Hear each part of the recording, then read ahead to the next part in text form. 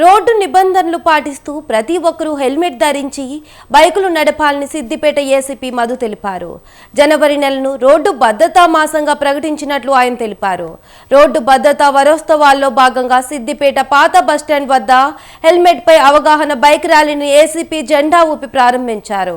ద్విచక్ర వాహనదారులకు సిద్దిపేట పోలీసులు పువ్వు ఇచ్చి హెల్మెట్ పై అవగాహన కల్పించారు.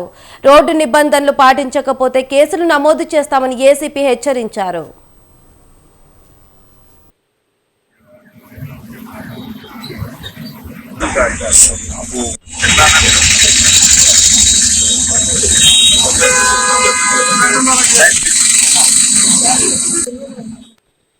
తెలంగాణ రాష్ట్ర ప్రభుత్వం ఈ జనవరి నెల మొత్తంగా రోడ్ సేఫ్టీ మాసంగా ప్రకటించడం జరిగింది.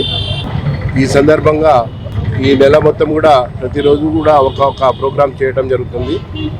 దానిలో భాగంగా ఈరోజు సిద్దిపేట ప్రజలకు, జిల్లా ప్రజలకు హెల్మెట్ మీద అవగాహన కల్పించడానికి నిర్ణయించినది.